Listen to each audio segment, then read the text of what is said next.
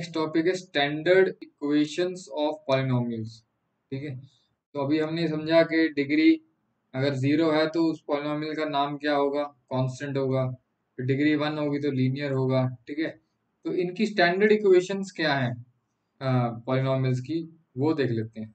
Standard form लिख लेते हैं, इक्वेशन वर्ड यूज नहीं करते क्योंकि इक्वेशन वहीं यूज करते हैं जहाँ इक्वल टू का साइन हो।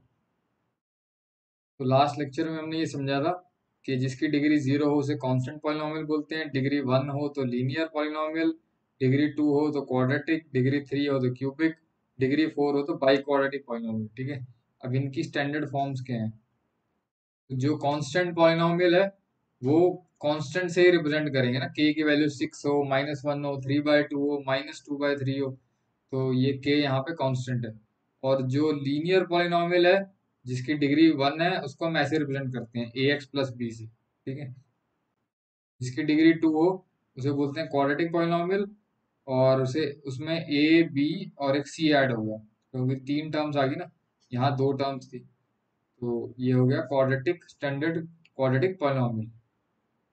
स्टैंडर्ड हमें क्यों माइंड में रखनी है, क्योंकि हमें इसे जो भी क्वेश्चन में क्वाड्रेटिक इक्वेशन दी होगी, सॉरी क्वाड्रेटिक पॉलिनोमियल दिया होगा, उससे कंपेयर करके हम ये ए बी सी निकालेंगे। ठीक है, इसलिए अगर हमें स्टैंडर्ड फॉर्म नहीं पता होगी तो हम क्वेश्चन स्टार्ट ही नहीं कर पाएंगे। ठीक है, अब क्यूबिक पॉलिनोमियल में डिग्री जिसकी थ्री है उसमें चार टर्म्स हैं, तो सी के बाद एक डी ऐड होगा। ठीक है, हर बार कुछ ना कुछ लेटर ऐड हो रहे हैं। यहाँ पे ए और बी ऐड हुआ, फिर यहाँ पे सी ऐड हुआ, यहाँ पे डी ऐड हो गया, क्योंकि नंबर ऑफ टर्म्स बढ़ती जा रही हैं।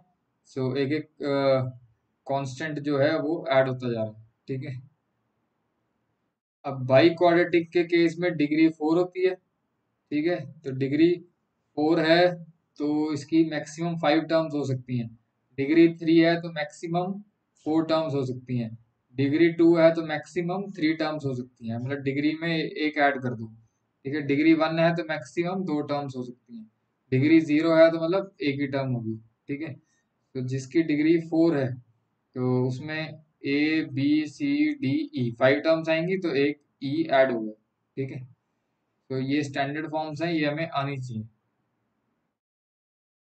That's it.